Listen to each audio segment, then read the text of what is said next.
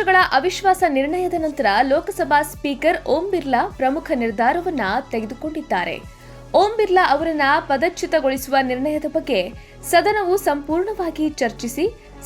ಸಂಪೂರ್ಣವಾಗಿ ಚರ್ಚಿಸಿ ನಿರ್ಧರಿಸುವವರೆಗೆ ಸದನದ ಕಲಾಪಗಳಲ್ಲಿ ಭಾಗವಹಿಸುವುದಿಲ್ಲ ಅಥವಾ ಅಧ್ಯಕ್ಷ ಸ್ಥಾನದಲ್ಲಿ ಕೂರುವುದಿಲ್ಲ ಎಂದು ನಿರ್ಧರಿಸಿದ್ದಾರೆ. ಓಂ ಬಿರ್ಲಾ ಅವರ ಈ ನಿರ್ಧಾರವನ್ನ ಅವರ ಉನ್ನತ ಸಂಸದೀಯ ಆದರ್ಶಗಳು ಮತ್ತು ಅವರ ಸ್ಥಾನದ ನಿಷ್ಪಕ್ಷಪಾತತೆಯನ್ನ ಕಾಪಾಡಿಕೊಳ್ಳುವ ಪ್ರಮುಖ ಹೆಜ್ಜೆಯಾಗಿ ನೋಡಲಾಗುತ್ತಿದೆ.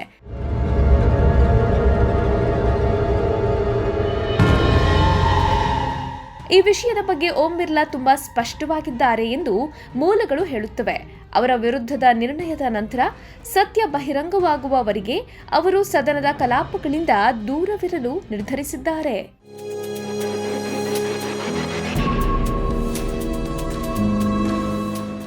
ಸರ್ಕಾರದ ಹಿರಿಯ ಸಚಿವರು ಮತ್ತು ಕೆಲವು ವಿರೋಧ ಪಕ್ಷದ ನಾಯಕರು ಸಹ ಅವರನ್ನ ಸದನಕ್ಕೆ ಮರಳುವಂತೆ ಒತ್ತಾಯಿಸಬಹುದು ಎಂಬ ಮಾತು ಕೇಳಿಬರ್ತಿದೆ.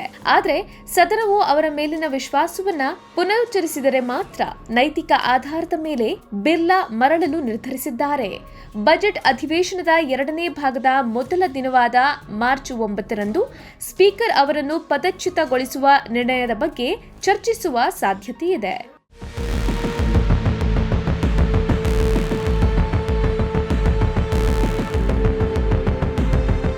ಇನ್ನು ಬಜೆಟ್ ಅಧಿವೇಶನದ 2ನೇ ಭಾಗದ ಆರಂಭವು ಗದ್ದಲದಿಂದ ಕೂಡಿರುತ್ತದೆ ಎಂದು ನಿರೀಕ್ಷಿಸಲಾಗಿದೆ.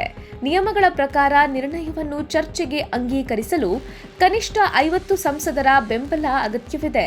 ಈ ಸಂಸದರು ಸದನದಲ್ಲಿ ತಮ್ಮ ಕೈಗಳನ್ನು ಎತ್ತುವಂತೆ ಕೇಳಲಾಗುತ್ತದೆ.